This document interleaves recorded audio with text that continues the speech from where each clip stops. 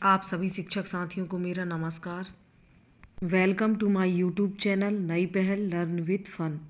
साथियों, आज के इस वीडियो के माध्यम से हम FLN मिशन अंकुर निपुण भारत के तहत आवधिक आकलन संकलन प्रपत्र 2 सप्ताह 20 विषय अंग्रेजी कक्षा तीसरी का कैसे करना है यह समझने का प्रयास करेंगे।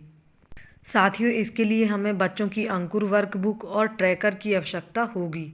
सभी शिक्षक साथियों को JSK के माध्यम से सप्ताह 10 प्रथम आवधिक आकलन के समय ही सभी FLN कक्षाओं पहली, दूसरी, तीसरी के सप्ताह 10, 20, 30 के सभी विषय के ट्रैकर मिल चुके हैं।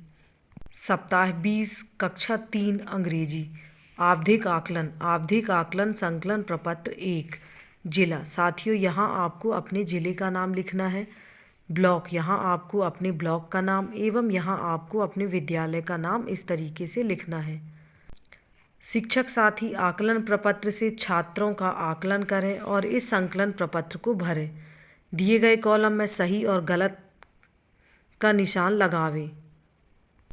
क्रम, तो साथियों क्रम इसमें लिखे हुए हैं। विद्यार्थी का नाम, आपको अपनी कक्षा तीसरी में दर्ज सभी विद्यार्थियों के नाम इस तरीके से इस कॉलम में लिखने हैं। पिता का नाम, यहाँ विद्यार्थी के पिता का नाम लिखना है। साथियों, ये विषय इंग्लिश के लर्निंग आउटकम यहाँ ऊपर दिए गए हैं और उन्हीं लर्निंग आउटकम को नीचे हिंदी से भी बताया गया है ताकि हमें समझने में सरलता हो जाए। तो ये पहला लर्निंग आउटकम है 6.1a सुनी या पढ़ी हुई कहानी एवं पात्र के बारे में इंग्लिश या होम लैंग्वेज में प्रश्न पूछते हैं। तो इस लर्निंग आउट से संबंधित प्रश्न क्रमांक 9 W मीज रिटिन मीज लिखित प्रश्न क्रमांक 9। तो साथियों, ट्रैकर को और अच्छे से समझने के लिए हम एक विद्यार्थी की अंकुर वर्कबुक की सहायता लेते हैं। यह देखिए साथियों, अंकुर अभ्यास पुस्तिका अंग्रेजी जो कि कुमारी ज्योति लोधी की है। अंकुर वर्कबुक के पेज नंबर 233 से हमें मूल्यांकन कार्यपत्रक दिए गए हैं। सप्ताह 20 आवधिक आकलन मौखिक। तो साथियों, हमें लिखित का प्रश्न क्रमांक 9 देखना है कि पेज नंबर 238 में दिया गया है। तो आवधिक आकलन लिखित सप्ताह 20 का प्रश्न क्रमांक 9। तो इसमें 2 प्रश्न दिए गए हैं। पहला है who is the king of jungle. यह देखिए साथियों, ज्योति ने इसका आंसर सही लिखा है, lion is the king of jungle. दूसरा प्रश्न है who came when the rabbit were having fun. तो इसका आंसर है एलिफेंट। तो ज्योति ने इन दोनों प्रश्नों को सही किया है। चूँकि ज्योति ने ये स्वयं से ही प्रश्नों के उत्तर लिखे हैं तो स्वयं कर पाता है वाले कॉलम में हम सही का टिक लगा देंगे और यदि विद्यार्थी सहयोग से करता है तो हम सहयोग से कर पाता है वाले कॉलम में टिक लगाएंगे और यदि विद्यार्थी कुछ भी नहीं लिख रहा है, खाली है उसका आंसर, तो हम नहीं कर पाता वाले कॉलम में सही का टिक लगा देंगे। तो साथियों, इस तरीके से ट्रैकर भरना है। इसके बाद है 6.1b कक्षागत एवं परिवेश से संबंधित सामान्य शब्दों को पढ़ते, समझते एवं उपयोग करते हैं। इस लर्निंग आउटकम से संबंधित प्रश्न क्रमांक O1 मतलब ओरल मीज मौखिक, प्रश्न क्रमांक 1 W मीज रिटिन मीज लिखित, प्रश्न क्रमांक 2, 11 और 13। वर्कबुक के पेज नंबर 233 में हमें ओरल से संबंधित क्वेश्चन नंबर 1 दिया गया है। दिए गए शब्दों को पढ़ें कोई 3। तो यह देखिए साथियों, ज्योति ने इन 3 शब्दों को पढ़ा है सहयोग के साथ।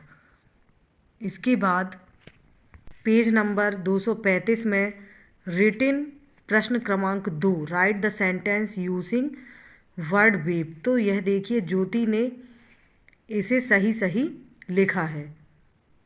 पेज नंबर 239 में रिटिन क्वेश्चन क्रमांक 11 छूटे हुए लेटर्स को पूर्ण कर शब्द को रिक्त स्थान में लिखें। तो इसे भी ज्योति ने सही लिखा है। और पेज नंबर 240 में क्वेश्चन नंबर 13 कोई 2 गतिविधियां या कार्य लिखें जो आप सुबह करते हैं और उनका समय दी गई घड़ी में दर्शाएं। तो ज्योति ने इस प्रश्न को नहीं किया है, लेकिन 4 प्रश्नों में से ज्योति ने 3 प्रश्नों को सहयोग के साथ कर लिया है। इसलिए ट्रैकर में सहयोग से कर पाता है वाले कॉलम में हम सही का टिक लगा देंगे। 6.2 पोयम का उचित तरीके से वाचन करते हैं, समझते हैं एवं उस पर आधारित प्रश्नों के जवाब देते हैं। प्रश्न क्रमांक ओरल 4 मतलब मौखिक प्रश्न 4। तो अंकुर वर्क बुक के पेज नंबर 234 में ओरल से संबंधित question number 4 read the poem कविता को पढ़ें। तो ये पोयम है, इसे ज्योति ने सहयोग के साथ पढ़ा है। ट्रैकर में भी हम ज्योति के नाम के सामने सहयोग से कर पाता है वाले कॉलम में इस तरीके से सही का चिन्ह लगा देंगे।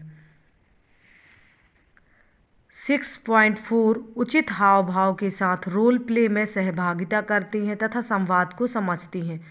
तो इस लर्निंग आउटकम से संबंधित प्रश्न क्रमांक मौखिक 2 एवं लिखित प्रश्न क्रमांक 1 दिया गया है। पेज नंबर 233 में क्वेश्चन नंबर 2 दिए गए वाक्यों को पढ़ें कोई 3। तो ज्योति ने ये 5 वाक्यों में से इन 3 वाक्यों को सहयोग के साथ पढ़ा है। पेज नंबर 235 में लिखित प्रश्न क्रमांक 1 शब्दों को व्यवस्थित करते हुए अर्थपूर्ण वाक्य बनाएं। तो यह देखिए साथियों, ज्योति ने इन दोनों वाक्यों को सही लिखा है। ज्योति ने इस प्रश्न का उत्तर स्वयं ही लिखा है, इसलिए कर पाता है वाले कॉलम में इस तरीके से सही का टिक लगा देंगे।